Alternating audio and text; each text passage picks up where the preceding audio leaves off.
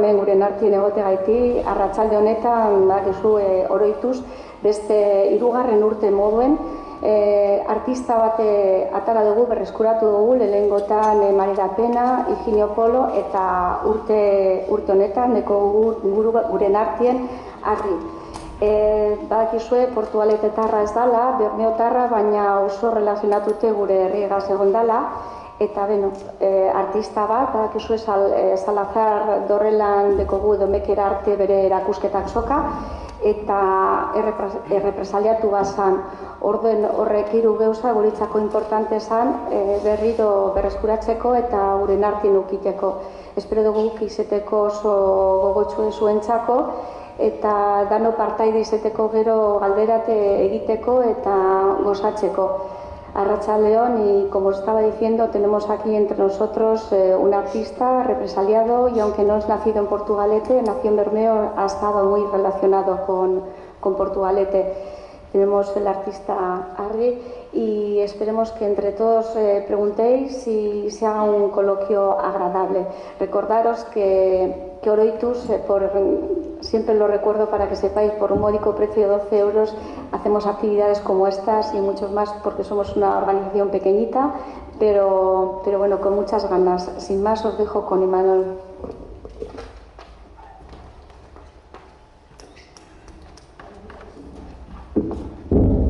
Bueno, muy breve, arratsaldeo denori, eskerrik asko etortxagatik, eta ¿qué vamos a contar de lo que tenemos aquí en la mesa?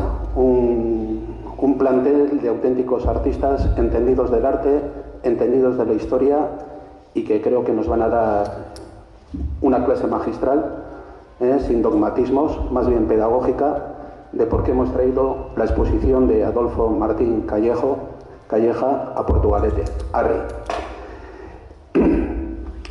Uno de los compromisos que ha tenido siempre Oroitus desde los 3 años que llevamos era destacar un aspecto de lo que fue, en cierta forma, la lucha o el compromiso antifranquista o el compromiso democrático. Dentro de ello están los artistas, un sector que, quieramos o no, como lo hemos visto con Marida Pena y con Higinio Polo, fueron personas represaliadas, artistas y portugalujos.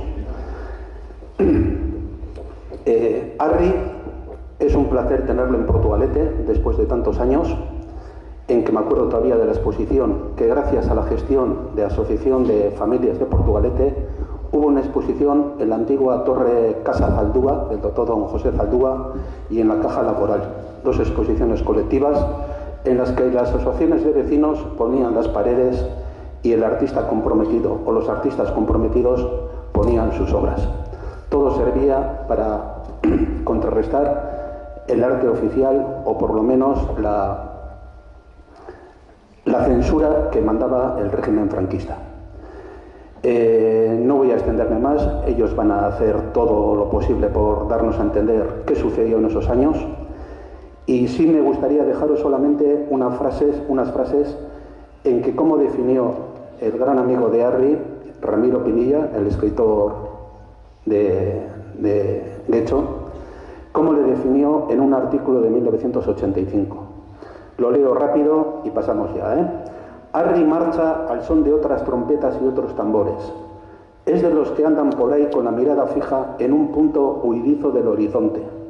Pertenece al gremio de los que se van de este mundo, todavía le tenemos aquí, sin haber despertado del todo, aunque no ha dejado de mirar las cosas con ojos desmesuradamente abiertos. Se diría que flotan en una sociedad que les da la espalda, o ellos se la dan a ella.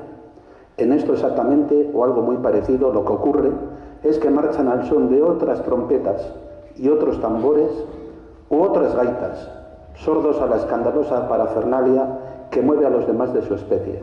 Pero cuidado, no se trata de seres superiores, sino simplemente irreductibles. Irreductibles como Arri. Es que ricasco.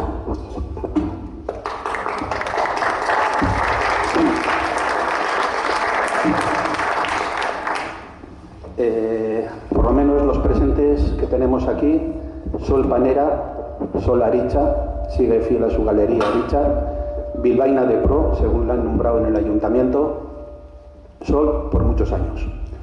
Amaia Arenal, historiadora del arte y que está trabajando en una tesis doctoral sobre Arri y el movimiento de los años 60-70. En el medio, ¿quién vamos a nombrar? Arri. Siempre está callado, siempre está observando. A mí me da vergüenza de decir, no hablo nada, se estará riendo de mí hasta allá. Aquí tenemos a Javier San Martín, profesor de la UPV, arte, historiador, muchas cosas. Y a mi izquierda, David Fuentes, también historiador y sociólogo del arte, y está haciendo también una tesis doctoral sobre todos los colectivos Indar Hemen del arte en Vizcaya.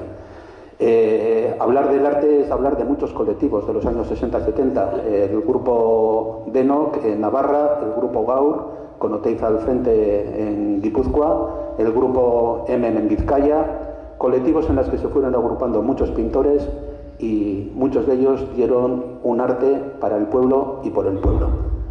Es que recasco. Bueno, como estoy sentado en su sitio, me olvidaba ya. ¿Aquí quién habla? Y el grupo Lai. Y detrás nuestro, que le dejo el asiento, don José María Arenaza, crítico de arte, profesor, jubilado, como dice él, pero vamos, un artista más joven que nunca, con su jubilación, y que Oroitus le está agradecido por el apoyo junto con Sol Panera que nos está echando para tener estas cosas presentes. José María, a su sitio.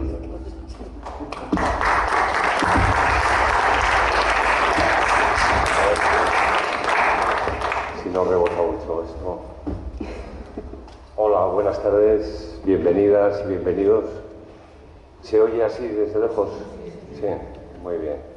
Bueno, pues nos hemos reunido aquí para dar un poco de luz, para proyectar algo de iluminación sobre un artista que en buena medida pues está en la sombra, está oscurecido, Arri. Y bueno, pues posiblemente muchas hayáis ido ya a ver la exposición de la Torre Salazar.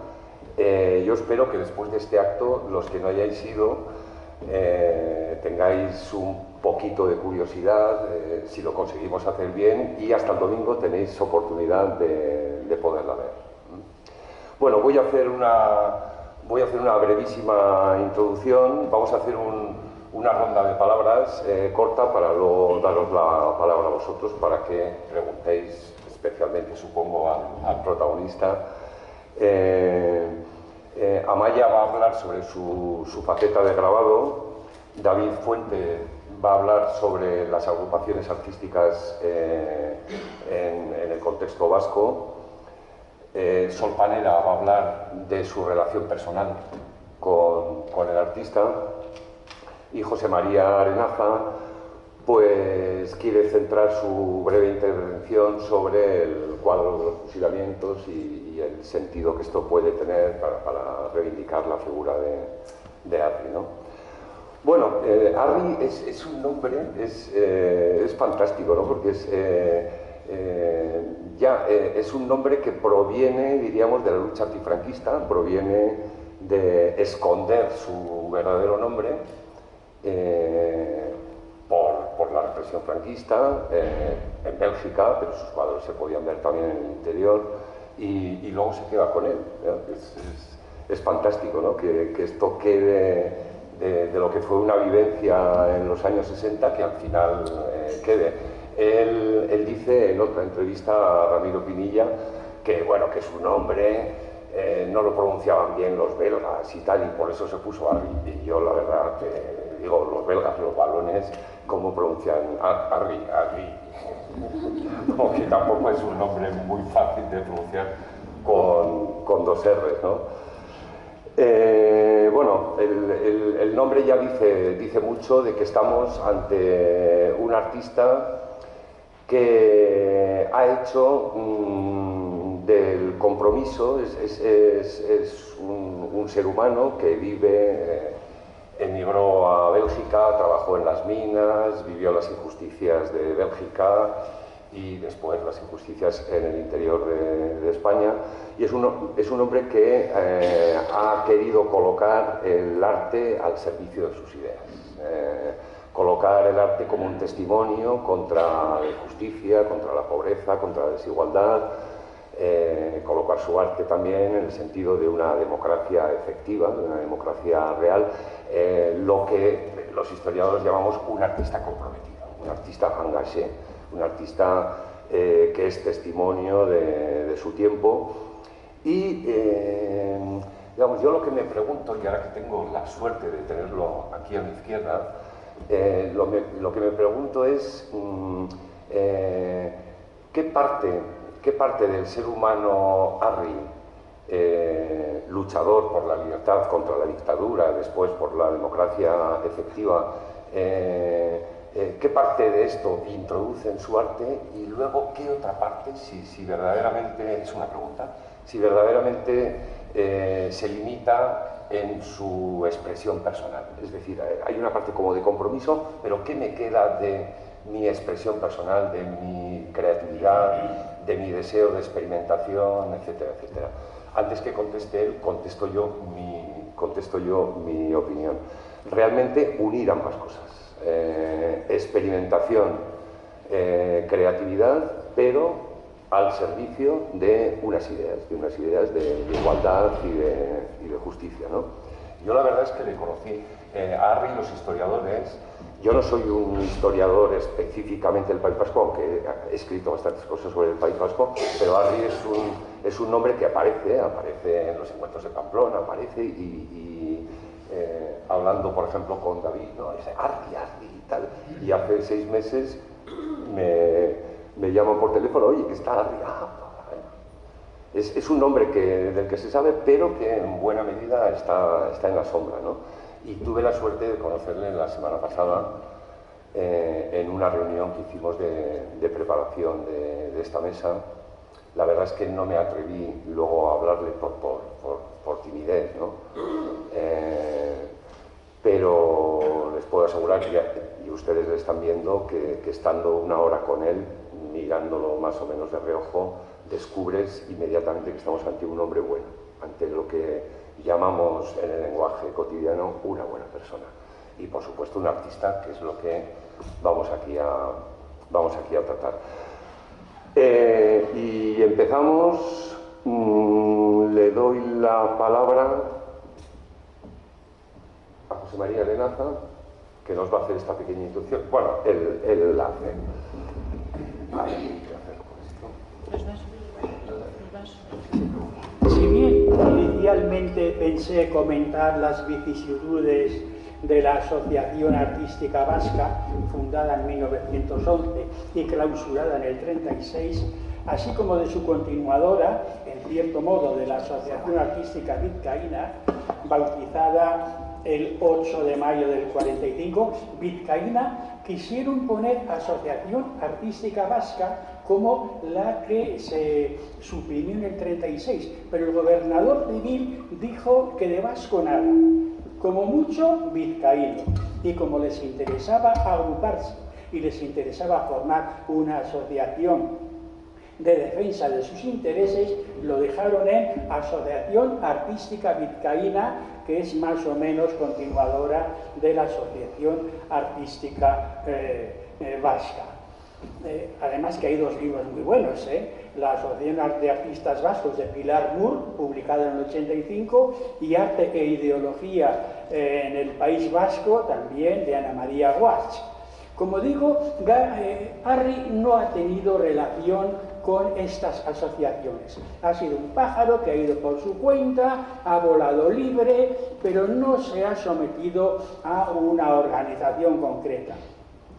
En cambio, sí tengo mucho interés en comentar el enorme y casi exclusivo interés de los medios de comunicación por uno de los cuadros de la exposición, que además está allá, pues, en un lugar privilegiado, con una mesa adelante. Son los fusilamientos.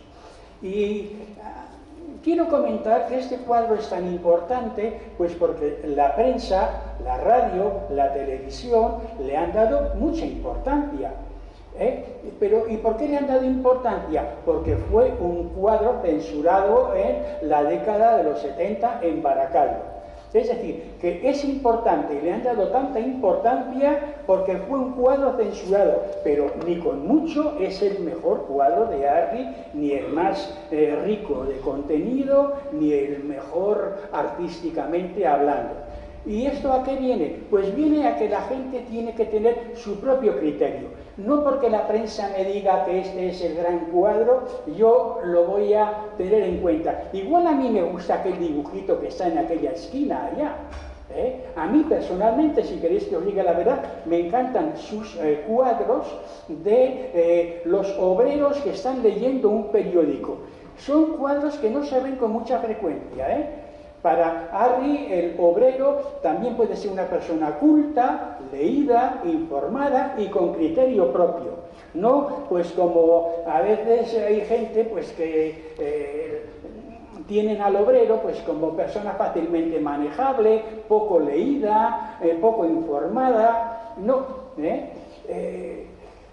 entonces, repito, ¿no? Está ahí. Para mí son los cuadros de más contenido social y de más contenido, incluso artísticamente, son los que compositivamente están mejor construidos, porque muchas veces el periódico ocupa el centro de un grupo de personas o ocupa el regazo de un pescador o de una señora que está ahí, le da mucha importancia.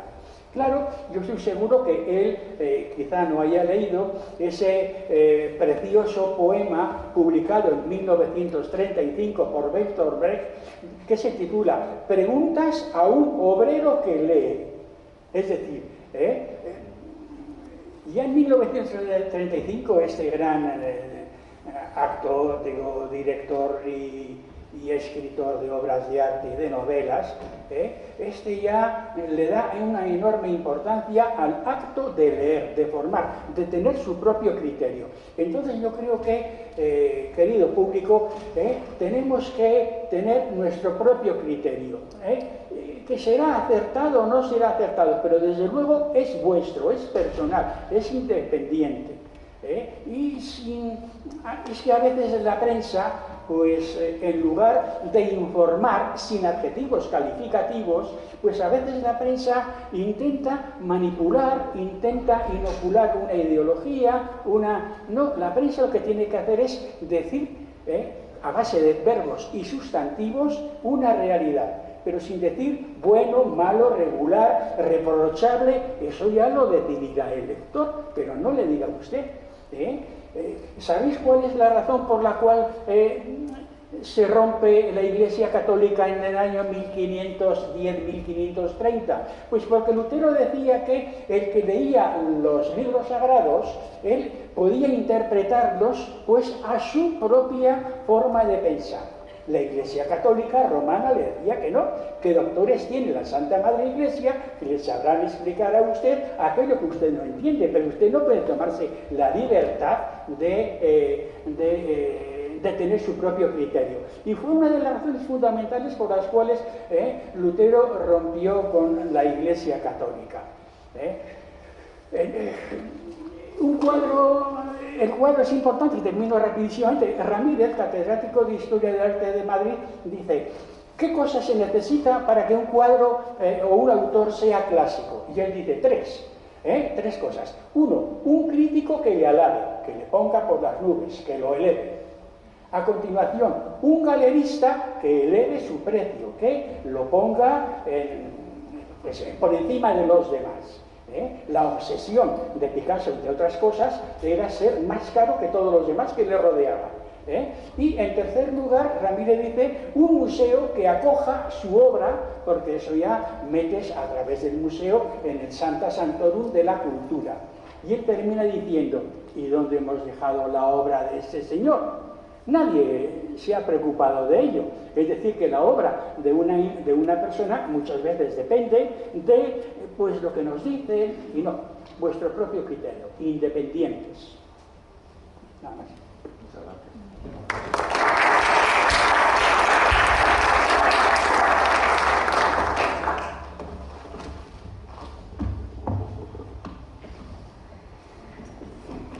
Muy bien. Yo me voy a poner el cronómetro. Ya te... ¿Ahí estás tú? Yo modelo. Vale.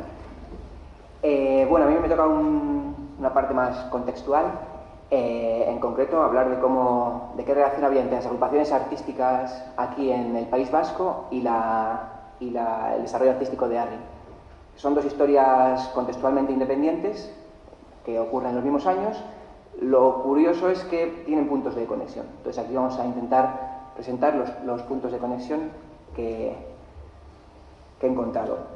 En un sentido general, pues habría que decir que a nivel artístico y cultural, desde finales de los años 50 y durante los años 60 se produce una eclosión en España.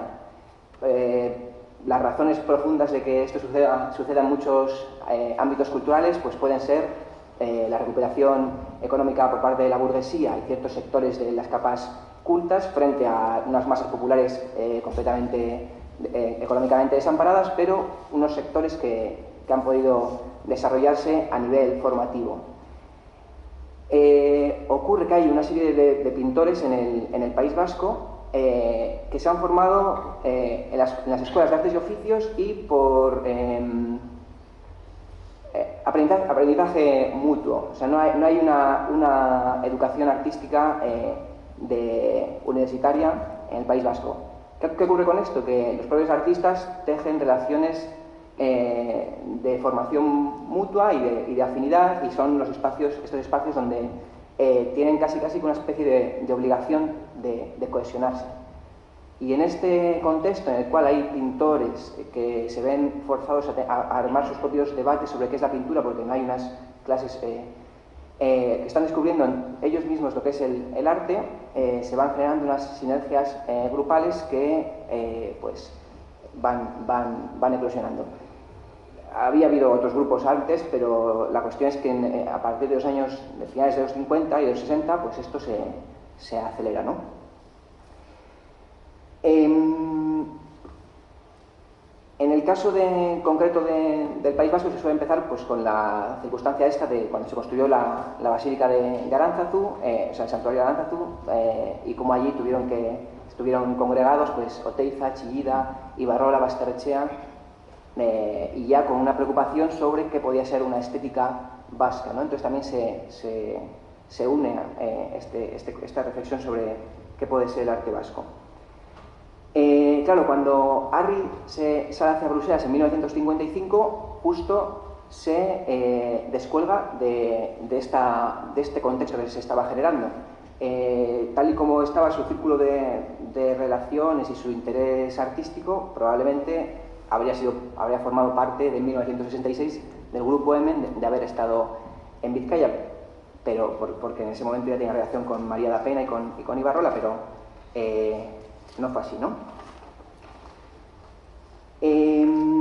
Arri salió en el 55 hacia Bruselas con un permiso para un mes para ver una exposición, porque él había hecho la mili un poco antes y estaba todavía en la caja de reclutas, entonces no podía abandonar el país. Fue declarado prófugo y decidió quedarse en Bruselas. Él, al llegar a Bruselas, tenían la obligación, todos los inmigrantes españoles, de trabajar 5 años en las minas de carbón para poder tener el permiso de trabajo. He estado revisando mínimamente esta historia. Resulta que las minas de carbón belgas estaban muy atrasadas. Desde la posguerra los belgas mismos no querían trabajar, llevaron a italianos, hubo un accidente en el que murieron 100 y pico italianos. El gobierno italiano cerró el reclutamiento de italianos para las minas de carbón belgas, y entonces fue Franco el que en el 56 firma el acuerdo con Bruselas, ¿no? Y después de España sigue Grecia y Marruecos, para pensar en cómo se ha forjado esta Europa del Norte rica, moderna y democrática. Sucede entonces que cuando Arri llega a este contexto de Bruselas y está trabajando en las minas en horario nocturno, que es cierto que no es el horario más aniquilador del físico, porque eran los trabajos preparatorios para la extracción durante el día, ¿no? Pero la fatiga, ya hemos hablado un poco de la fatiga correspondiente a las horas de trabajo nocturno. La cuestión es que en esa etapa no pinta. Arri no pinta pues por me imagino que aparte de la inserción en este nuevo trabajo tan duro, pues el cambio de país y todas estas cuestiones, o sea, hay un parón, una parada artística, de modo que los mineros que se pueden ver en la exposición son justo de la etapa justo después de salir de este trabajo y entrar en un trabajo montador de un tema, ¿cómo es? De telefonía, unos aparatos electrónicos, ¿no? Sí, algo así. Algo así, bueno.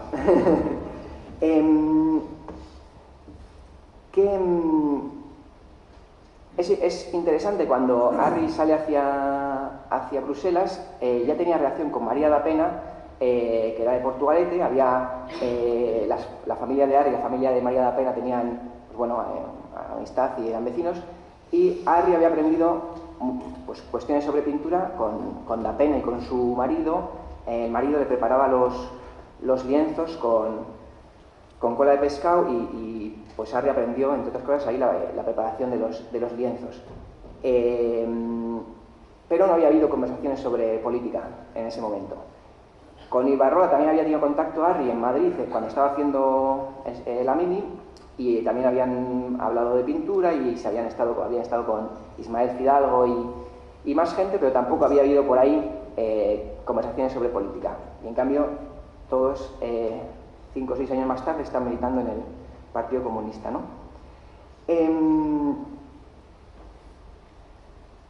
Muy bien. Arri, a partir de la estancia en Bruselas, pues allí se vinculó al Partido Comunista y al trabajo allí con los exiliados y demás. Ocurre que en el 57, en el 58, el equipo 57, que sería el primer grupo del que teníamos que hablar de aquel momento, el equipo 57 se había formado en 1957 en París con, los miembros fluctuaron un poco, pero desde la perspectiva del País Vasco pues había que decir que estaba en el inicio Chillida, estuvo Basterrechea, aunque Basterrechea se salió por perspectivas políticas diferentes con la mayoría del grupo, y también estaba Ibarrola. Este grupo de artistas estaba afincado en París tratando de buscar una reflexión artística que se opusiese.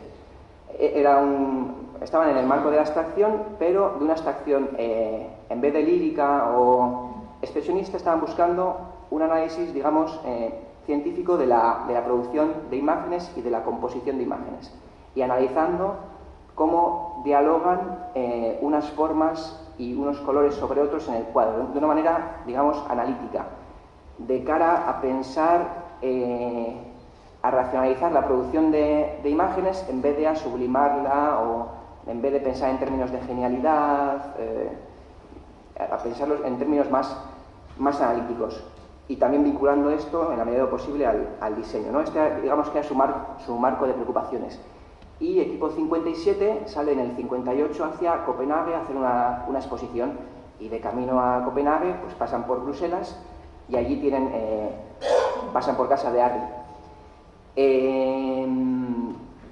Y la primera vez cuando estaba hablando con Arri sobre si eso pudo tener si hubo alguna conversación sobre arte abstracto, no caímos en la cuenta, y después resulta que sí, que hubo en ese momento, probablemente relacionado con esta conversación con Equipo 57 y con un par de artistas argentinos que habían estado en Bruselas y que también hacían arte abstracto. Hubo ahí un momento en el que Arri estuvo experimentando con la abstracción, aunque no queda nada a la vista, porque, pues como muchas veces hacen los pintores cuando están trabajando y explorando, pues cuando acabas un cuadro que no te gusta o que consideras que tiene que ir por otro camino, pues pintas otro encima y luego otro encima y luego otro encima, ¿no? Bueno, el Equipo 57 también tuvo censura y también tuvo sus complicaciones con el régimen.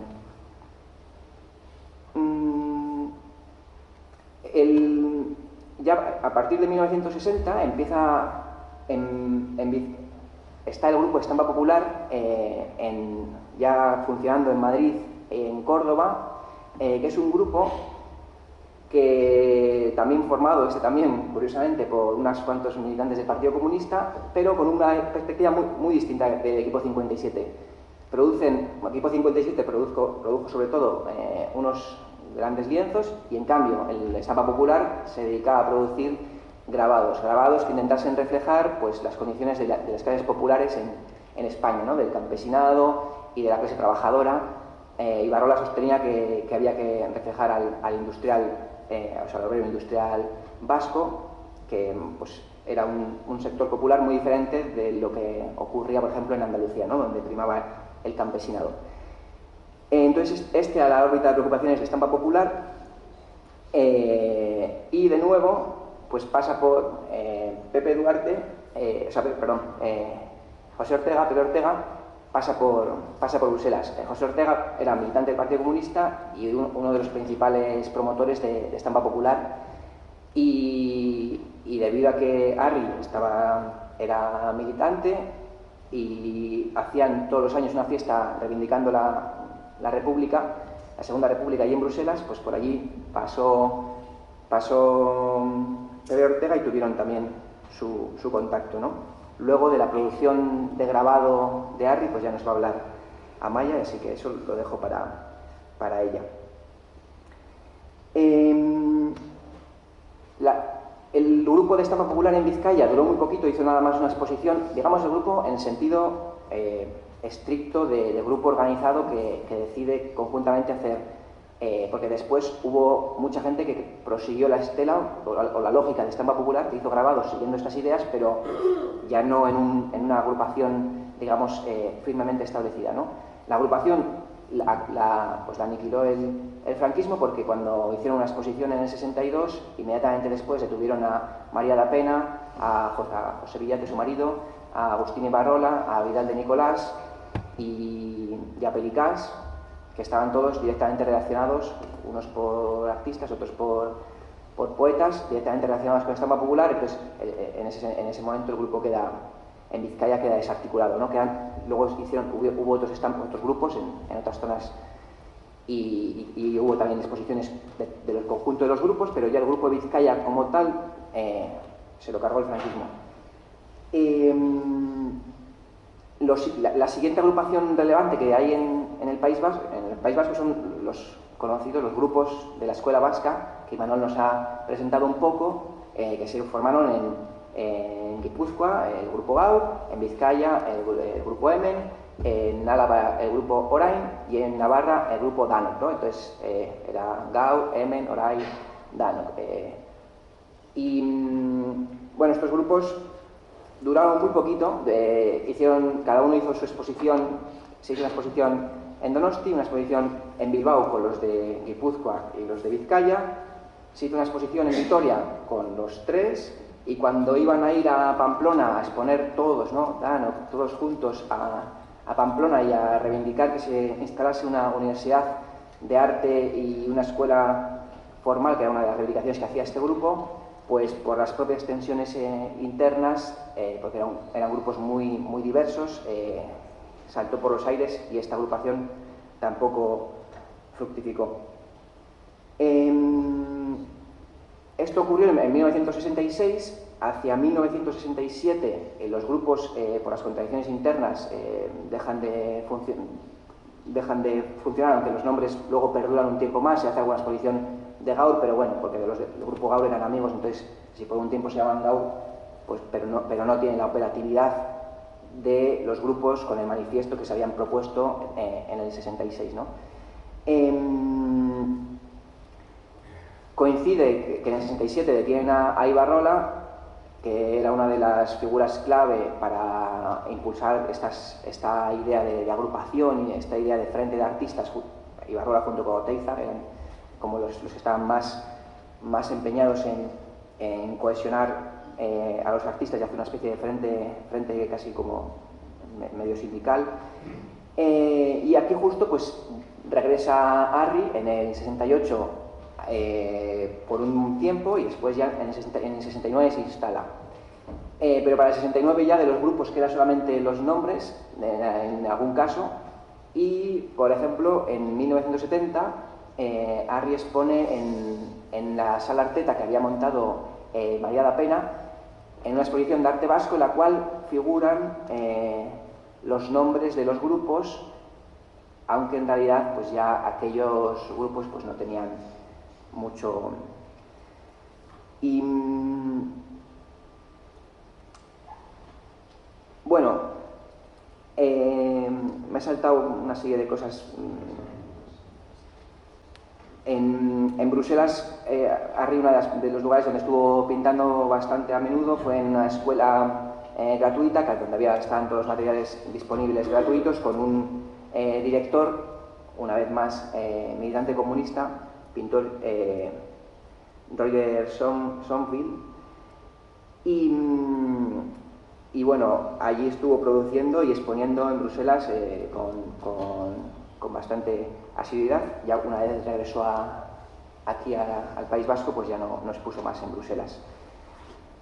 Y una de las cosas que tenemos que revisar, que comentaba San Martín, de que Arri aparecía, por ejemplo, bueno, no sé si ha comentado, lo hemos hablado muchas veces, se veía el nombre de Arri en ciertos lugares, en la Expo de Baracaldo, ¿no? Y no sé si en los encuentros. En la investigada y en los encuentros.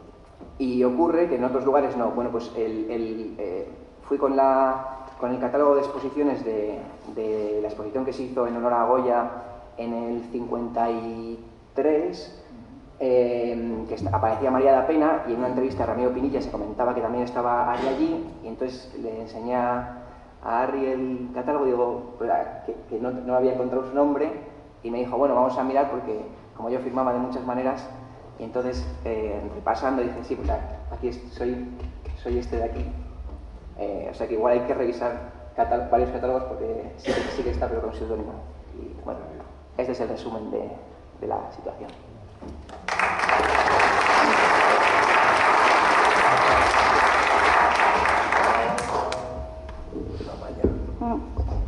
Tienes ahí, vale. Sí, no sé si se me oye bien. Vale. Yo lo primero me gustaría agradecer eskerrik asko etortzeagatik a quienes estáis hoy aquí. También me gustaría agradecer eskerrik asko a Oroituz Elkartea, porque, eskerrik asko alako ekimenak antolatzeagatik eta gonbidapenagatik, noski. Decía que gracias por la invitación, para mí es un honor participar en esta mesa, y gracias también por organizar este tipo de encuentros, porque la memoria histórica, reivindicar la memoria histórica se hace, si cabe, a día de hoy aún más necesario, y pues hacerlo. Uy, la censura llega hasta nuestro tiempo. Se hace, si cabe, aún más necesario, y además hacerlo utilizando como herramienta el arte y la cultura me parece un acierto estratégico, y además me parece que es algo a subrayar y algo a renombrar. Entonces, pues por mi parte eskerrik asko, y yo creo que quería empezar reconociéndolo. A mí me ha tocado la parte de la charla de lo que llamo yo el gran hermano pequeño del arte, ¿no? Que es el grabado, a menudo olvidado, pero que en esta época, más que olvidado, como relegado a un arte menor, pero que en este periodo, en esta época en la que tratamos hoy, en la década de los 60, en la década de los 70, juega un papel muy importante, sobre todo aquí, ¿no? Y a mí me gustaría empezar esta parte que me ha tocado para hablar sobre el grabado, recuperando unas palabras del propio Arri, que en una entrevista decía, y cito textualmente, te las voy a coger prestadas, porque además las comparto: el arte debe ocuparse de los aspectos humanos, el arte debe ser mensaje. A mí, sobre todo, esa última parte de la frase, el arte debe ser mensaje, es la que me gustaría remarcar en esta charla de hoy. Porque, pues si el mensaje denuncia o denunciaba, como en este caso, la represión, y defendía la libertad y la justicia social en un contexto como es el contexto de la dictadura franquista, pues el mensaje lamentablemente sufría la censura, que es el tema principal de esta charla. Y por otro lado también me gustaría recuperar esa idea del arte como mensaje, porque el mensaje tiene que tener como objetivo principal, en mi opinión, si no es así, como uno de sus objetivos, tiene que tener el de llegar a cuantas más destinatarios y destinatarias mejor, ¿no? Y ahí es donde creo yo que entra el grabado a jugar un papel importante como técnica artística en un periodo como es la década de los 60 y 70 y en un territorio como es, pues en este caso, como sería Vizcaya, ¿no? Bueno, como ya se ha nombrado, como ya se ha citado anteriormente, entonces no me voy a extender en ello porque además, bueno, me quiero limitar a los 5 minutos que nos han dado y porque considero que teniendo al artista aquí presente y a protagonistas de ese periodo social, político, cultural como tenemos aquí presentes, pues creo que es más interesante escucharles a ellas y a ellos, ¿no? Pero bueno, tal y como se ha comentado anteriormente, el grabado como herramienta artística para la difusión de un mensaje, además un mensaje artísticamente relacionado con el realismo social, aquí a Vizcaya llega de la mano fundamentalmente de Estampa Popular en los años 60. Y esta herencia o este legado que deja Estampa Popular, esas exposiciones itinerantes en las que, como cuenta la propia Sol, se tiraban una cuerda de un lado al otro de la sala y se colgaban con pinzas los grabados, ¿no? Ese legado es el que luego continúan artistas como Arri y como Sol con esas exposiciones organizadas en el marco de las asociaciones, bueno, del movimiento vecinal, porque no se podían ni llamar asociaciones vecinales, sino se llamaban, por lo menos en el caso de Bilbao, asociaciones de familias, en esas exposiciones itinerantes en los que pues bueno, tal y como también creo que ha comentado Arenaza, al final lo que se hacía era decorar, y además Sol también lo ha comentado en más de una ocasión, decorar las reuniones de vecinas y vecinos, aunque muchas veces sean en la clandestinidad, pero sobre todo, y lo que a mí me interesaría rescatar, lo que se hacía era acercar el arte al pueblo. Lo que se hacía era entender el arte como una herramienta más para transmitir un mensaje de compromiso político y también, a su vez, acercarlo a cuanta más gente mejor, acercarlo al pueblo, lo cual también constituye en sí mismo una apuesta ideológica y constituye en sí mismo una apuesta política, ¿no? Y bueno, ¿qué nos permite el grabado? Aunque en estas exposiciones también encontramos otro tipo de obras como la escultura o como la pintura, como es el caso de la obra que le censuraron a Arri en la exposición de Sestao. Pero si bien es cierto que el grabado juega un papel importante, porque ¿qué nos permite el grabado? Pues por un lado una mayor difusión. Como saben, el grabado surge a partir de una matriz y a partir de esa matriz se pueden hacer tantas estampas como se consideren necesarias, ¿no? Entonces nos permite una mayor difusión. Y bueno, pues en el caso de Arri, a mí sí me gustaría centrarme en su grabado. Habéis podido observar grabados y también serigrafías si han visitado la exposición en la planta superior.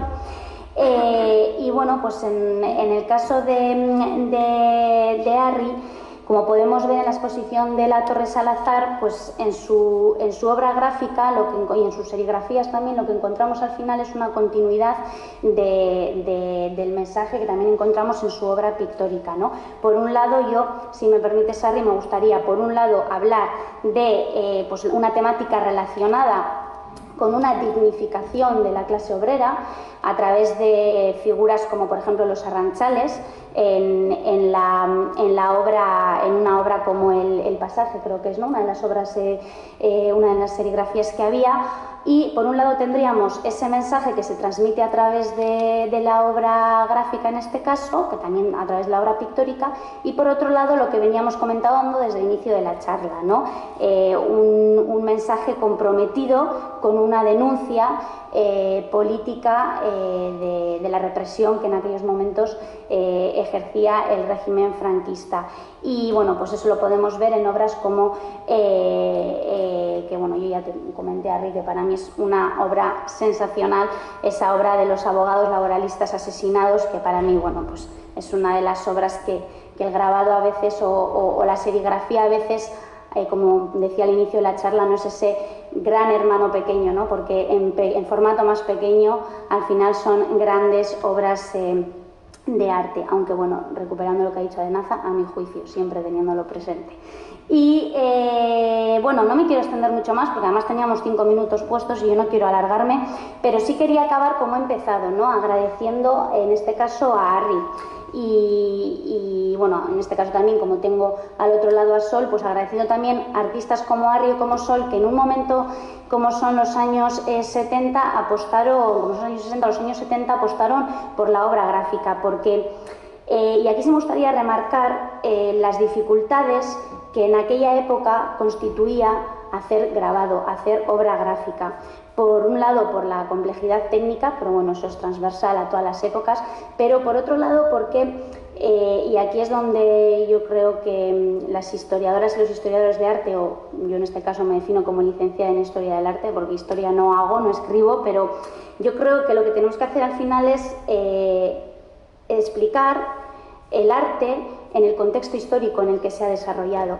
Y en este caso el grabado juega un papel importante porque estamos hablando de una época en la que el simple hecho de tener un tórculo en tu casa o en tu taller podía suponer, y esto me acuerdo que también Ibarrola lo ha comentado en alguna ocasión, podía suponer una denuncia por parte del régimen por reproducir propaganda subversiva, por poner un ejemplo, ¿no? Entonces, hay muchas formas de censura, entre ellas los obstáculos que se les ponía a los artistas y las artistas de esta época, bueno, a algunos y algunas, para producir una obra.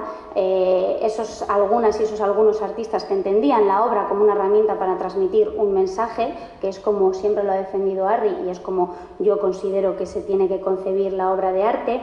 Y bueno, pues en definitiva, yo sí quisiera concluir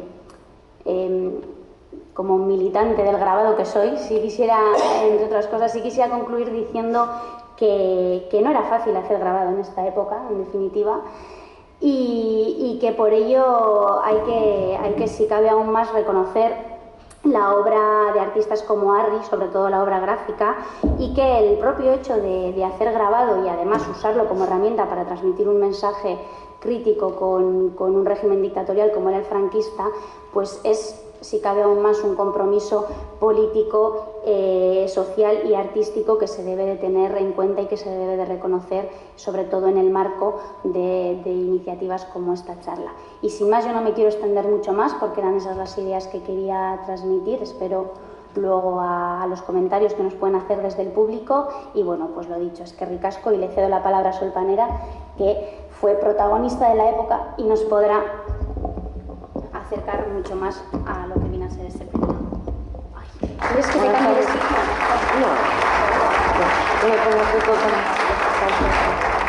No sé si se me oye bien, ¿no? Siempre me matáis, porque esto de venir aquí a la memoria histórica, ya estamos, me emocionan. Bueno, dejadme que me reponga un poco.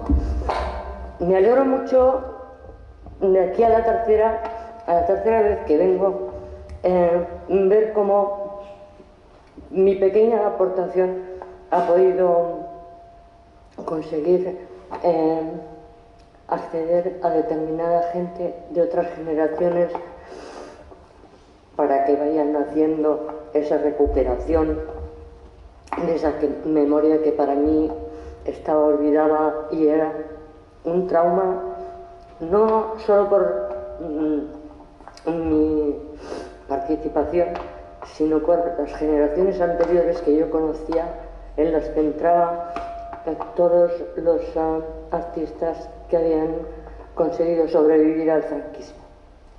Bueno, respirando hondo.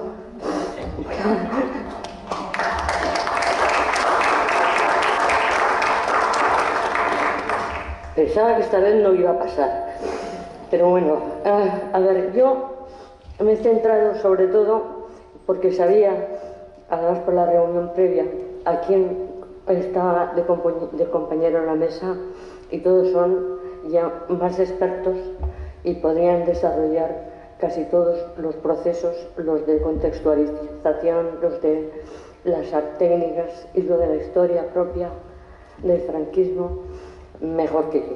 Yo lo único que voy a tratar de hacer es rememorar en mi conocimiento personal con Arri de la época. Entonces, como me puedo ir por la tangente, voy a leer. En el 70 es cuando yo conozco a Arri. Había coincidido con él visitando alguna muestra de la Galería Miqueldi, donde él exponía, y era un lugar de encuentros de la gente de la cultura proveniente de las tertulias de la Concordia. Era un café donde se venían reuniendo desde los años 50 profesionales, artistas e intelectuales antifranquistas en tertulias donde debatían las noticias sociopolíticas y culturales que distintas personas y opciones políticas aportaban a la reunión. Y en los años 60 se incorporaron los universitarios. La censura obligaba a la clandestinidad y cualquier centro social, religioso, cultural o un café servía para preparar y coordinar movilizaciones reivindicativas. Todos contra Franco. También estuve con Arri en Iruña, en las reuniones de artistas preparando y debatiendo alternativas profesionales y culturales, y a las que se había unido la reciente estrenada Escuela de Bellas Artes. En esas asambleas nació el documento Programa aprobado por los artistas plásticos y alumnos de la Escuela de Bellas Artes en 1971. De estas convocatorias de artistas surgió un colectivo que coordinaba con las asociaciones de vecinos para montar exposiciones y conferencias. Se hicieron en Recalde, en Portugalete y entre otras en Sestao, donde fueron censurados los 2 cuadros de Arri y una escultura de Tamayo. Dada la dificultad de conseguir grupos responsables para los proyectos que se iban surgiendo, se creó el Grupo Indar como motor de coordinación para la colaboración con María da Pena, que proponía en Santurce una galería alejada de los conceptos mercantilistas y crear el acercamiento de los artistas a la gente. La Galería Arteta y su exposición Arte Vasco Hoy, con 70 artistas, entre ellos Arri, de las 4 provincias. Terminadas las 2 primeras exposiciones, desbandada colaborativa. La exposición de arte de Baracaldo del 72, denominada Indiscriminada, fue una sugerencia de los artistas de la asociación en donde Ceferino del Olmo, responsable del ayuntamiento, había asistido a alguna reunión. La selección se dejó al criterio de la autocrítica de los autores para dar una auténtica imagen representativa del arte del momento y se amplió para que fuera de artistas vasco-navarros. Asimismo, se eliminaron de las bases el espíritu competitivo, ya que no había premios. La exposición fue acompañada de conferencias de conocidos críticos. Entre los artistas participantes hubo grupos que provocaron discusiones sobre la falta de la selección de calidad, enfadados por la colocación de sus obras debido al orden alfabético o porque algunos tenían mejor emplazamiento. Con ese desorden se eliminó toda posibilidad de nueva colaboración y la siguiente muestra fue dirigida y gestionada por la institución. En junta de ese mismo año se convocan los encuentros de Pamplona. Era una exposición organizada por la familia Huarte con la intención de dar una imagen internacional de modernización del país. La participación de Vizcaya fue votada en la asamblea, muy contestada. Con la experiencia de Bargaldo, los debates se entarzaban con cualquier tema: el realismo contra la abstracción, el arte puro o el comercial, los cultos contra los autodidactas y además las diferencias ideológicas. Ya en Pamplona, nada más empezar, Chillida decide retirar su escultura por considerar que la obra de Carrera seleccionada por Vizcaya y las representadas por los canarios Abad y Chirino le copiaban. Seguido censuraron el cuadro de Dionisio Blanco, que representaba el juicio de Burgos, y solamente se retiran en solidaridad Ibarrola y Ares. El punto final de este proyecto lo dieron las dos explosiones de ETA.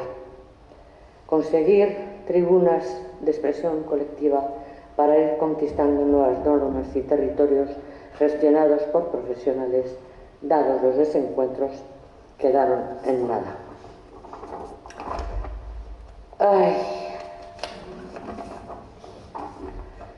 Junto a varios artistas españoles, Arri dona una obra para el Museo de la Residencia Salvador Allende, con el objetivo de ayudar a la reestructuración sociopolítica y económica iniciada en Chile por Salvador Allende. Debido al golpe de Pinochet en 1973, tras organizarse la colección como museo, entre el 77 y el 79 se realizaron exposiciones por distintos países dando a conocer sus fondos, que ahora tiene una sede en Santiago de Chile. En junio del 73 se celebró en la recién inaugurada Galería Aritza una exposición colectiva donde se encontraba entre los 27 artistas Ares. Esta exposición se repitió durante todo el verano en la Galería Aritza II en Laredo, Cantabria. Y en el 74 Arri participa en la exposición Realitat en Barcelona, una colectiva numerosísima de los artistas de todo el Estado mostrando la imagen real del país. Esta exposición seguidamente viajó a Madrid y a la Galería Aritza con el nombre de Realitate Erairu en 1975. Muerto Franco, se crea en Madrid la Asociación de Artistas Plásticos, APSA, como un sindicato federal de nuevo tipo para ser interlocutor con la administración. Vino una representación a informar e intentarlo en Bilbao en 1977. En una situación en la que la mayoría de los artistas no podían vivir de su producción, la definición de su profesionalidad como el que obtiene el 50% de sus ingresos por la venta de su obra, sumadas las mismas discusiones anteriores sobre temas recurrentes y las diferencias políticas, frustraron otra vez el propósito. Adolfo celebra su última exposición en Galería Ederti, dedicándose después a la enseñanza en Guecho. Cerrada la Galería Miqueldi en 1980, la Galería Aritza tuvo sus grabados entre la obra gráfica de otros autores, con los que el afán de dar a conocer esta técnica se hacía una exposición anual.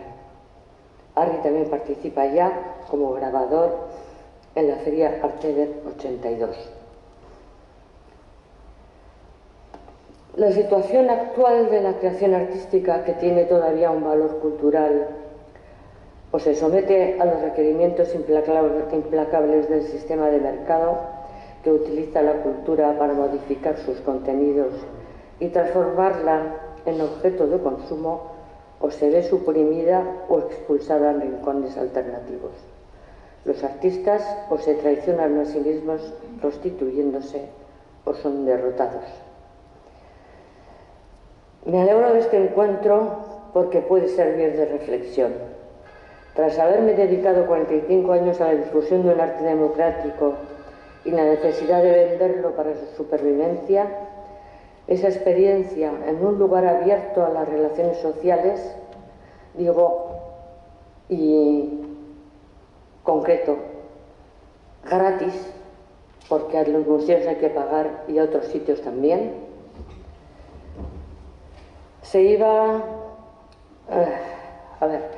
me iba revelando cómo se perdía la memoria de la conquista de la democracia y se iba transformando la actualidad con la invasión de una realidad virtual global.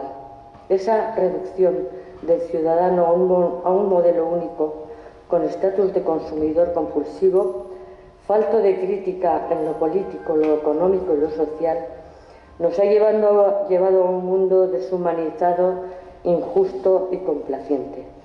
Dejándonos llevar por la manipulación de este sistema especulativo, estamos perdiendo el conocimiento cercano de nuestra realidad y esto es una debilidad. Pese a todo, los artistas honestos, como Arri, seguirán creando porque es una necesidad vital.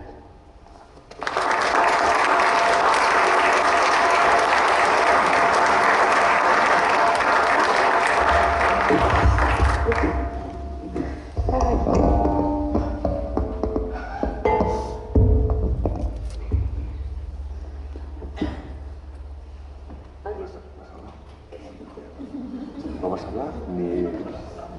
¿No? No, yo pensaba que sí. Ahora habla tú y llevamos esperando una hora. Bueno. Empieces a hablar. Habla tú, por favor. Dice quién eres, qué haces, por qué haces, por qué quieres. Bueno, vamos a ver, yo quería solamente decir o agradecer a Oroitus el haber organizado esta exposición mía en la Torre Salazar. Perdón. Y le agradeceré igualmente la asistencia de todos vosotros aquí a esta sala.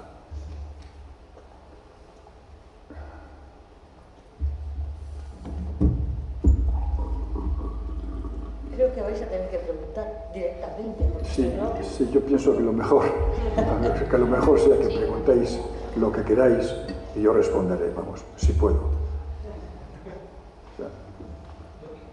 Bueno. Yo quisiera agradecerte una cuestión. Creo que eres el único artista que ha pintado Portugalete. En su obra no queda reflejada ni la basílica, ni el puente colgante, ni la estatua de Víctor Chávez. Dice que eres el único artista que ha pintado Portugalete, pero sin pintar la basílica, el puente. ¿Qué te lo agradece? Sí, muchas gracias. Yo también te lo agradezco a ti, el haber hecho esa observación. De todas maneras, yo también he pintado la iglesia de Portugalete en una ocasión, ¿no? En una, creo. Dentro de un paisaje donde aparece la iglesia.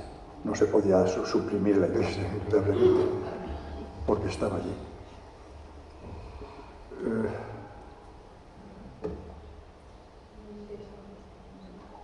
¿Qué más has dicho? Hay tres referentes en Portugalete que cada vez que se publica algo, cada vez que hay un acto, siempre salen en primera página. Es el puente colgante, es la estatua de Víctor Chávez y es la basílica. Y lo puedes poner en el orden que tú prefieras. Yo también comparto contigo la idea de suprimirlo en cualquier tipo de obras que quiera reflejar Portugalete, porque Portugalete es mucho más que esos tres elementos. Efectivamente, Portugalete se merece otra cosa. Se merece, pues, respeto, sobre todo el respeto. Bueno, yo he pintado siempre a la clase trabajadora como fundamento de mi obra, vamos. Entonces, todas esas cosas que tú has explicado están de sobra en cualquier obra, no solamente en la mía, sino en cualquier obra pictórica. Primero, lo de Chávarri, esto de Chávarri, que representa todo lo contrario a lo que yo pienso. Luego el puente colgante, no sé, el puente colgante ya es otra cosa, otra cuestión. Dicen que da lustre a Portugalete y a Vizcaya entera, ¿no? Pero bueno, la iglesia lo mismo. Yo soy anticlerical, siempre he sido anticlerical, es decir, anticlerical. Yo he sido ateo, esa es la expresión más ajustada. Por lo tanto, nunca verás una iglesia pintada por mí, ni a Chávarri, ni a ningún otro elemento de ese tipo.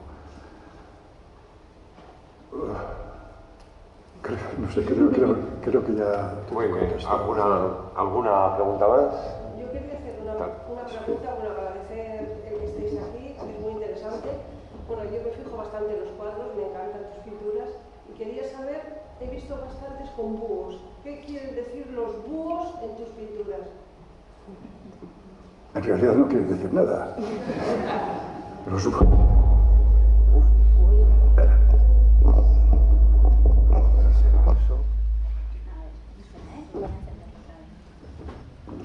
Es que si están los dos incendios en Masaco...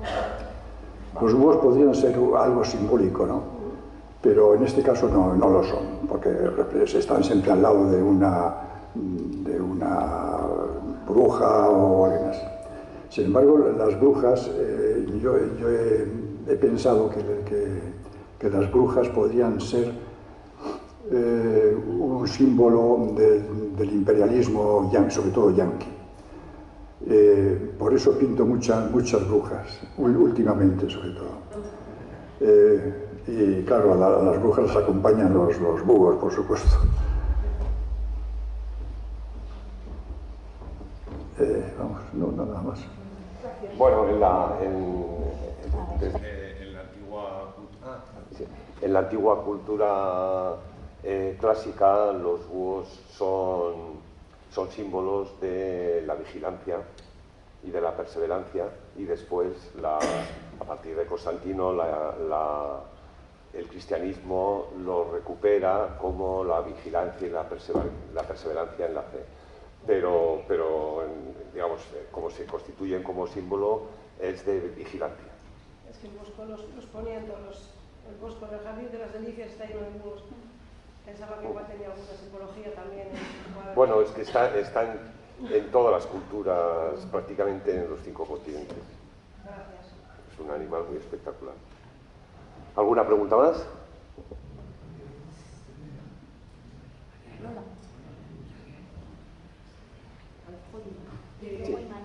Una cosa que me ha llamado a mí mucho la atención, ahora viendo todas las fotografías de las pinturas y en la misma exposición, me ha llamado la atención lo presente,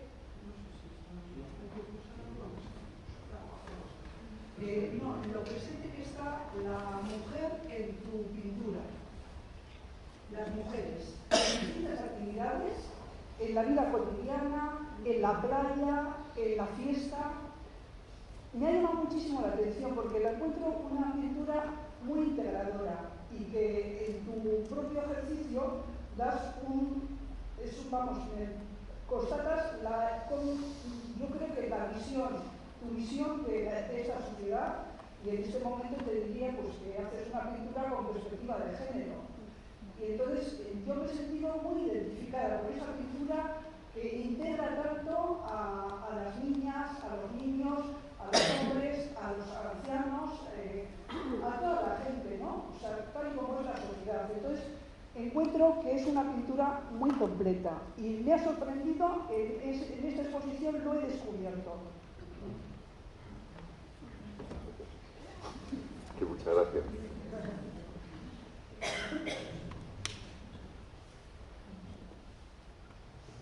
¿Es una pregunta o...?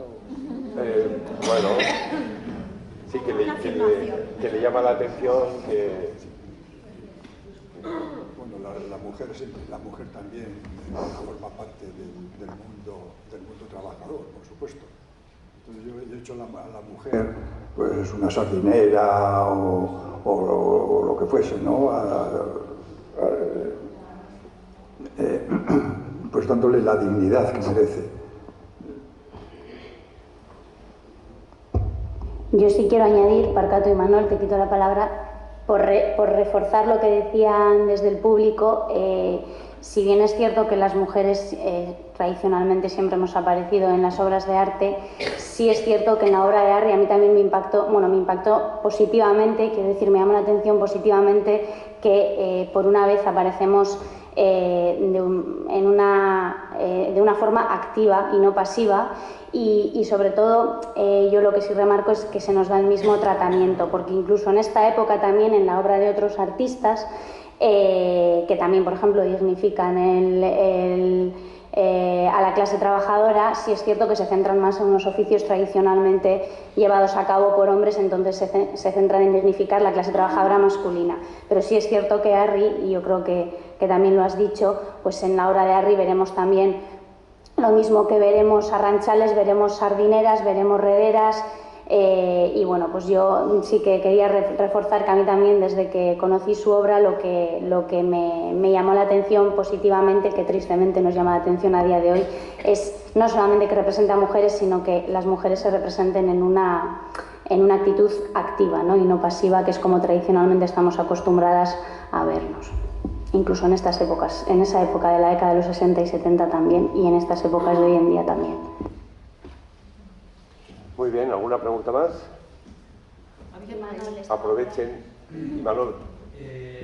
Harry, la verdad que todo lo que he leído, todo lo que nos ha aportado Harry, de revistas de Avea, que ha participado durante muchos años, que de hecho estoy viendo que tiene un aspecto, pero vamos, multifacético, por decirlo, polifacético o multifacético ya. Primero fue un niño prodigio pintando el bar de la Berniquesa. Me gustaría que me diera algo de lo que hay, porque yo me quedaba mirando aquellas pinturas que había en la Berniquesa y sí me gustaría que nos diría algo. Porque un joven de 13, 14 años se puso a pintar con gente ya hecha y derecha, como Gavío. La segunda, pues es de que pasó por ser desertor del ejército español, porque suponía eso en los años 50. Después, una persona que se queda muy impresionada por el dolor de la clase trabajadora, en este caso del caso de los mineros. No te oye. Igual Urbin Lugana o Beto. Primero, el Harry joven. El Harry de lo que he leído de todo el material que nos ha sacado Harry. Cómo se puso a pintar con pintores ya maduros en la Berniquesa. Una persona joven que ya tenía premios, el bar de Portugalete. Cuéntanos algo de eso. Lo segundo, el aspecto ese de que desertor del ejército español, sobre un honor ser prófugo del ejército español, lo que supone no padecer por 14 años por el Estado. La tercera, el aspecto ese de cómo te quedas tan impresionado por el dolor de la clase trabajadora, en este caso la clase minera, con la gran tragedia de la vagoneta que hizo caerse toda una mina en la Wallonie, en la Francia. Y ya la cuarta, te traemos a Portugalete, pero la verdad es que la gente ya te relacionaba con Angola. De esta forma ya creo que te hemos rescatado y eres un portualujo más de pro.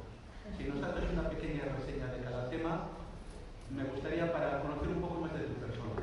Y no vamos a hablar de las condiciones de explotación que llevaron a la tragedia obrera, la masacre obrera, del 3 de marzo de 1976, porque creo que pasaste a una noche en la carrera, mejor dicho, en la comisaría de policía. O sea, tu integridad como persona y tu compromiso creo que para mí han quedado a una altura más que notable y eres un portugalujo de pro.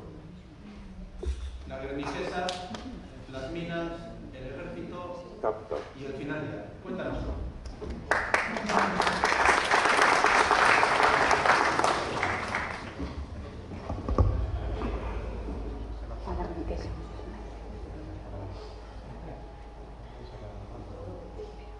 Se marchó.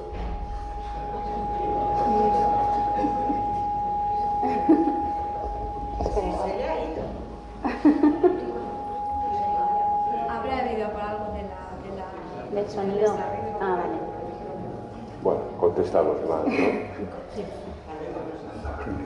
Vamos a ver, la Guerniquesa la pinté si tendría 11 años o así, cuando me puse en contacto con algunos pintores.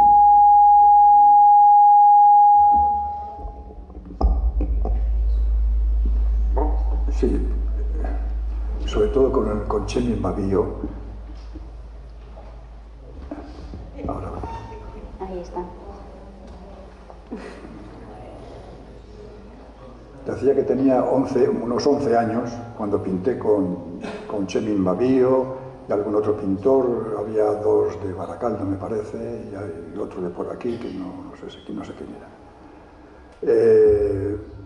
Entonces hice un tríptico o un vítico, o sea, dos cuadros en uno, ¿no? Uno era una vista de Portugalete, un rincón de Portugalete, unas casas, que no recuerdo efectivamente qué lugar era, y el otro unas frutas o algo así, una jarra con unas naranjas. Y bueno, ya te digo, tenía 11 años cuando pinté aquello y luego desapareció la Guerniquesa, etc. Recuerdo, por ejemplo, que me dieron, hicieron una colecta entre los pintores que eran todos mayores, ¿no? Cheme Padillo, etc. Pero hicieron una colecta y me dieron unas perras allí, ¿no? Para que me fuese. Y me fui a tomar unos helados o algo así. Eso en cuanto a la Guerniquesa. ¿Qué me pasó? La Mili. La Mili. Ah, la Mili. No, desertor, la Mili no, Bueno, que fuiste desertor. Bueno, desertor no, era prófugo. Me declararon prófugo cuando llegué a Bruselas. Terminada la Mili, yo había pedido un permiso a las autoridades para hacer una exposición en Bruselas, porque un hermano mío había entrado en contacto con un galerista allí, un tal Valobra, y entonces pues tuve que pedir un permiso especial para poder salir del país, porque al terminar la mili durante una época entonces pues había se estaba al servicio del ejército, lo que fuese. Entonces, bueno, yo, aprovechando que estaba en el Hospital Militar Gómez Ulla, yo en Bilbao, en Madrid, en la central de teléfonos, conocí a unas monjas, por medio de unas monjas, pues me lograron un aval, digamos, de un coronel que estaba allí, no sé, con la pierna o la mano así o lo que fuese, ¿no? Un coronel del Estado Mayor y un capitán capellán. Entonces los dos me avalaron y gracias a eso pues pude salir de aquí a esto.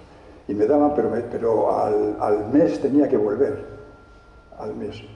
Y claro, cuando yo llegué allí, pues me olvidé de todo, del mes y de todo. Hice la exposición y se acabó.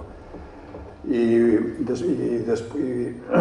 más tarde tuve que ir a la embajada para hacer alguna gestión.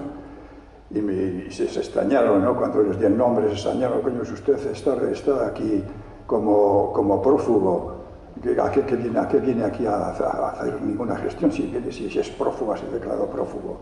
Y claro, pensé en el mes aquel famoso, ¿no? Que tenía que haber vuelto.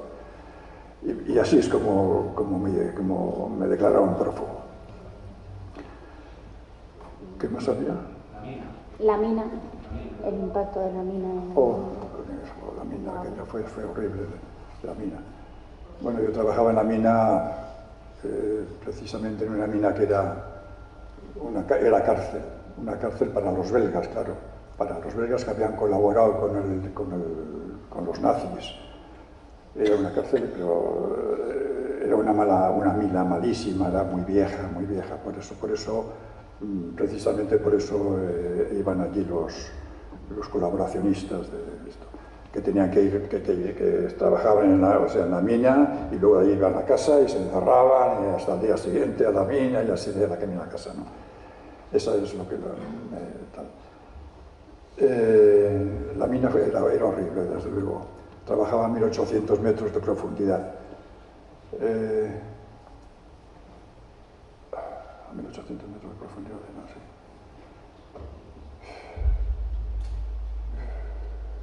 Y estando allí ocurrió la famosa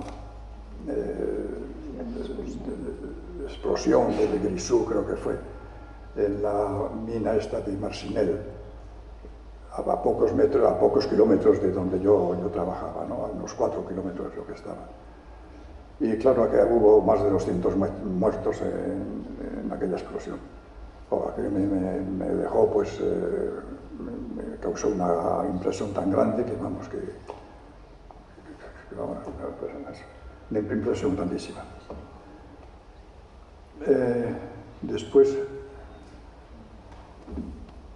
Luego he pintado precisamente más tarde pinté cosas sobre la mina, tal vez atraído o movido por aquella explosión.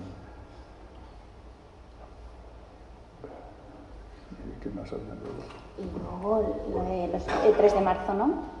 Bueno, el 3 de marzo.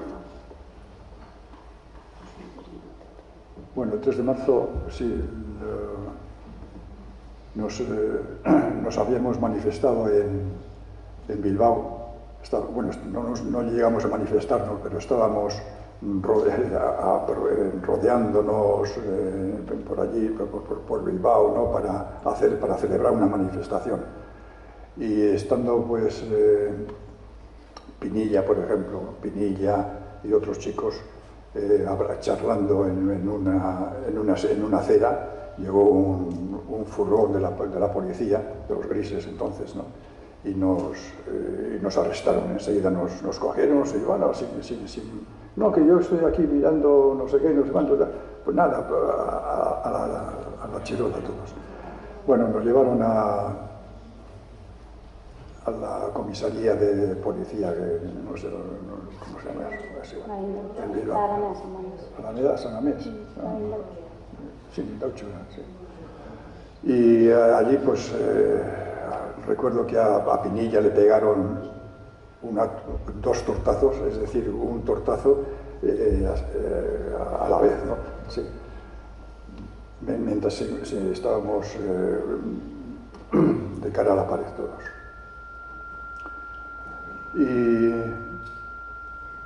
bueno, allí nos estuvimos 72 horas, me parece, o algo así, en esto. A mí, yo en la celda número 9, tengo una serigrafía hecha sobre la celda número 9, era una celda donde dabas con las manos en los lados de esto, ¿no? O sea, tendría un 80 más o menos de ancho, un 80 por 2 de largo. Y allí estábamos tres jóvenes. Bueno, tres jóvenes. Bueno, es claro, entonces yo era joven, más o menos.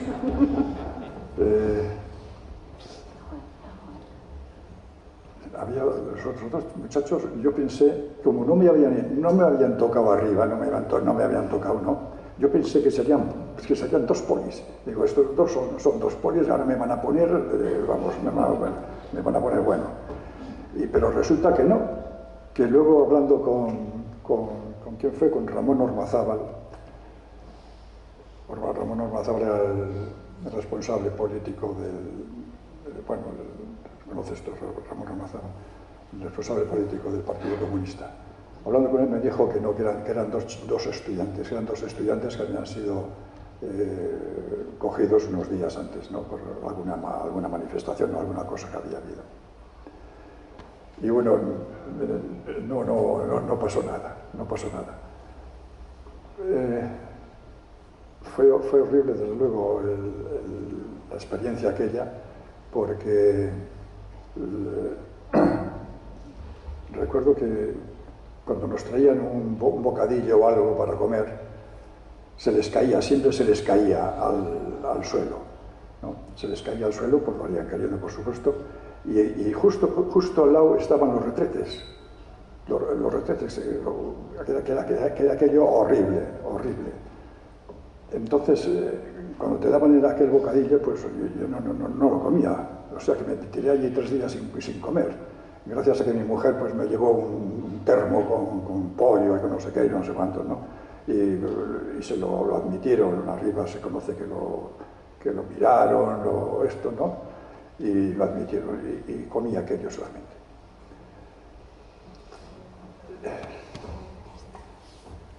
Conocemos un poco más de ti con los redes sociales, porque la verdad que nos escuchas a todos, nos miras, pero me ha gustado hacerte hablar. Me ha gustado hacerte hablar porque tienes muchas historias y muchas vivencias ahí dentro, y las tienes vivas, y eso es importante, eso es importante. Un placer. Yo llevo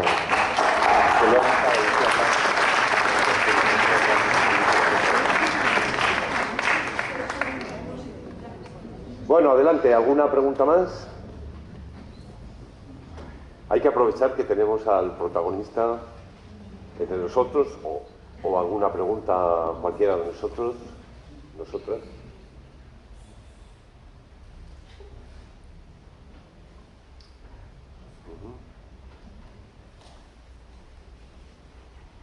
Aprovechar porque Harry de la que se suelta habla, pero luego vuelve otra vez, a su operación del mundo.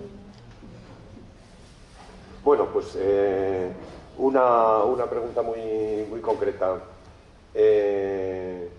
Sol ha explicado muy por encima qué pasó en julio del 72 en los encuentros de Pamplona con la censura de Dionisio Blanco, dejando al lado de Chillida y Carrera, la censura de las reuniones que hubo y los pocos artistas que os solidarizasteis con ello. ¿Podías contarlo un poquitín con más detalle? Bueno, lo que recuerdes. Sí, lo que recuerdo. Es que, bueno, yo envié 6 cuadros, creo, a la exposición esa de Pamplona.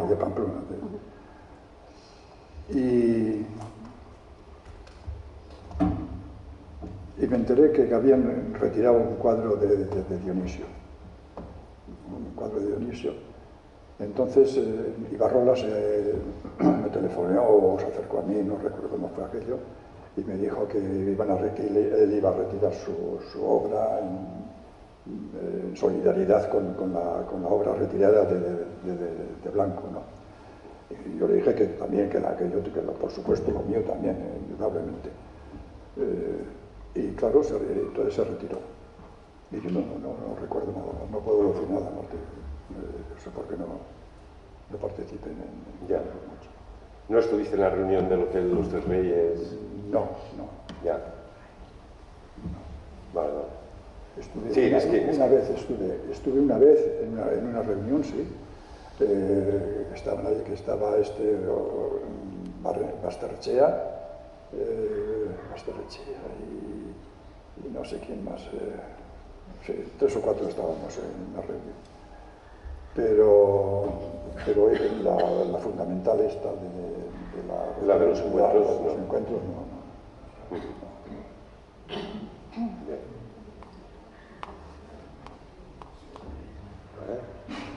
Vamos a aprovechar que estáis todos en la mesa. Es una preguntita para José María Arenaza. Has hecho una disertación, me ha gustado mucho lo de Berto Andrés, el obrero o la persona que lee.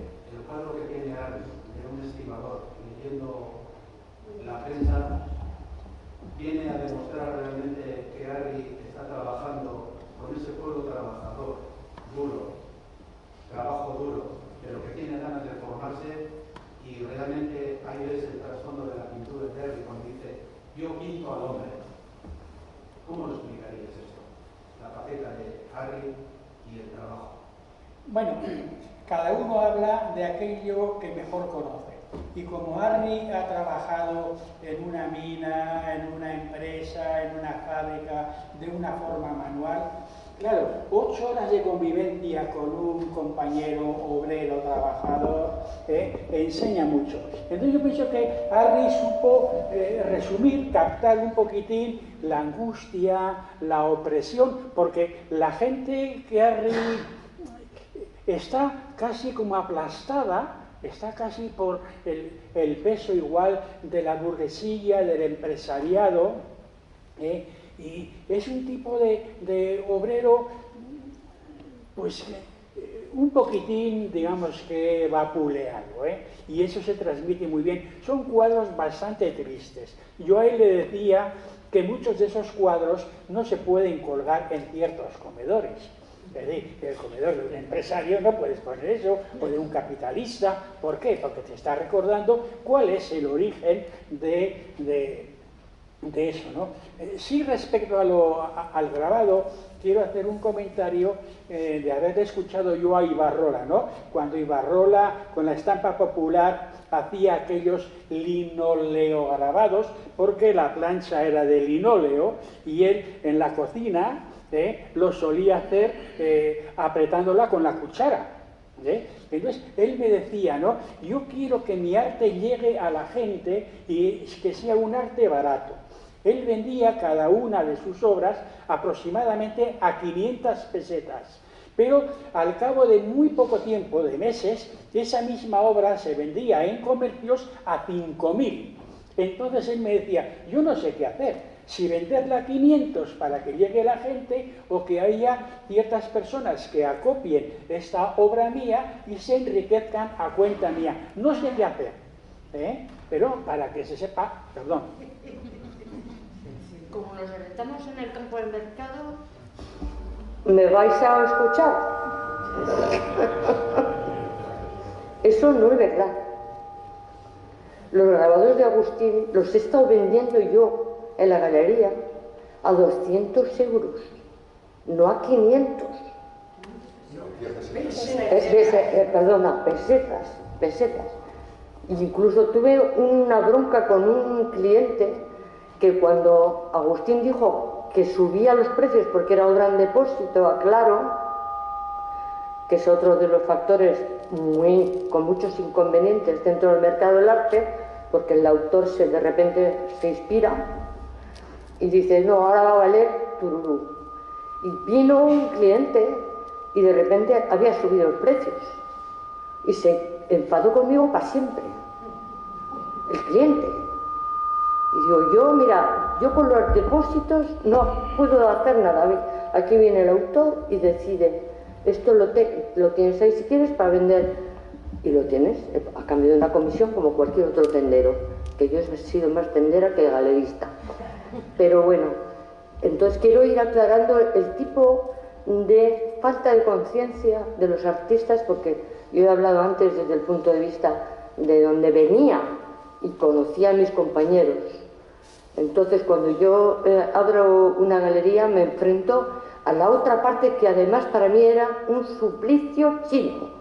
Considerar que lo que para mí era una forma de expresión del autor, una comunicación de la obra con el espectador, y que aquello tenía un valor económico desconocido, porque además no me importaba un pito el valor real, sino la necesidad que yo tenía de comunicarme y de conocer las fórmulas y ideas de la gente de las exposiciones donde yo iba a ver, me metí en un negocio que además no conocía, porque además la profesión de galerista no existía.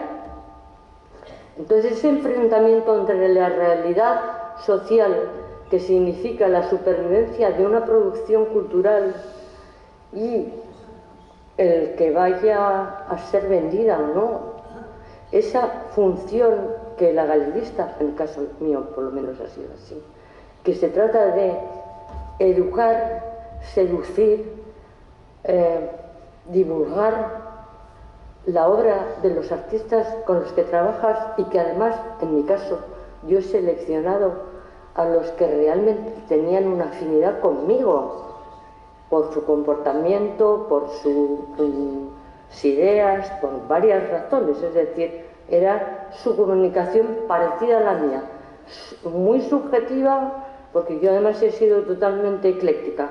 Ha habido lo mismo abstracción que figuración, que lo que sea, y además una variación total de tantos tiempos y edades de los autores. He tenido hasta 3 generaciones de autores. Entonces, ese apartado no vamos a tratar de él. Lo de cuánto vale una obra de arte, porque en el fondo eso no es un objeto de consumo, aunque últimamente parece que sí, pero era algo que era una persona que se acercaba a una exposición y se enamoraba o no, porque además hablo de la definición esa, de se enamoraba o no de una obra, no solo del artista, sino de una obra concreta, porque le había comunicado algo que él necesitaba y que iba a poder convivir con ello. Para mí eso era lo importante. Entonces, si luego tenía una valoración más o menos asequible, como en mi caso, se vendía a plazos. O sea, que no es un problema de valoraciones, que no es un problema de lo que está pasando en los últimos años en el mundo del arte. No. Y ya he dicho.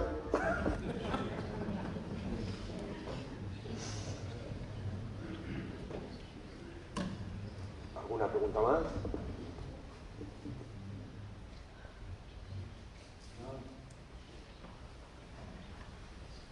Bueno, que ha sido un placer. Yo sí quiero decir que ha sido un placer compartir esta tarde con vosotros y que, bueno, nosotros es la tercera vez que hacemos una exposición y yo creo que es un trabajo que nos tomamos y que, bueno, tenemos también la sensación de que igual no es tan valorado porque ahora la gente está muy entretenida con las pantallitas y con otras historias, ¿no? Y bueno, pues sois una generación que habéis trabajado, que habéis dado la cara, que habéis estado ahí y que seguís estando. Y entonces eso nos satisface y nos anima. Perdón, pero no se oye nada. Aquí no se oye nada. No, he dicho que ha sido un placer compartir esta tarde con ellos y la verdad es que se valorar a esta gente que ha dado el callo en fin, en primera línea, con un pensamiento amplio y con una idea importante de rescatar al hombre, etcétera, pues que nos siguen animando y nos siguen de alguna manera pues sí, satisfaciendo, ayudando. Bueno, por supuesto, gracias a vosotras.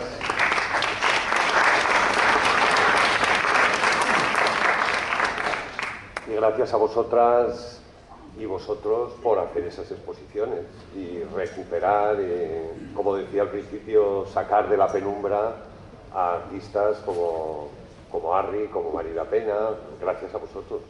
Y somos una inmensa minoría.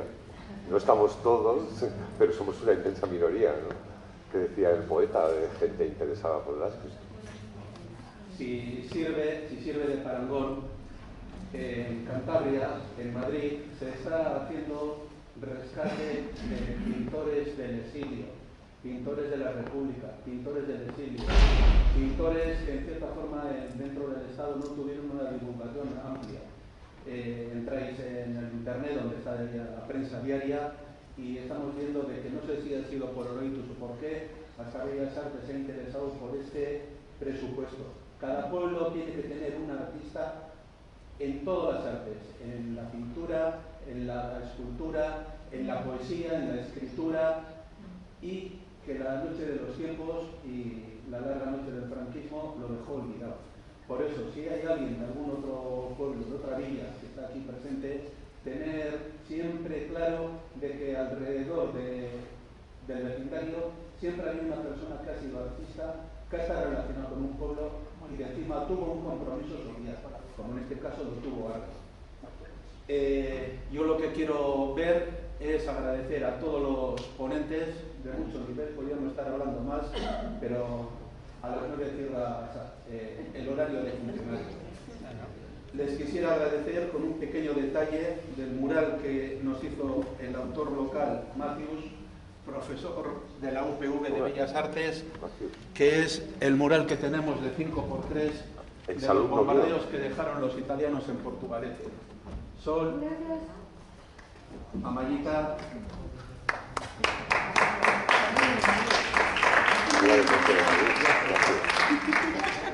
don José María Renata, David Fuentes, profesor Javier San Martín. Fui profesor de Matthews. Y por supuesto para Arri. Muchas gracias. El sentido...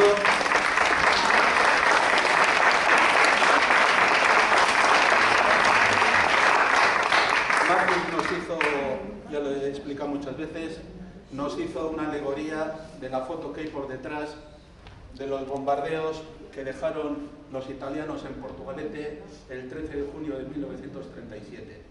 Lo cogimos como tema para ser el soporte del recuerdo, la memoria, in memoria de Oroitus.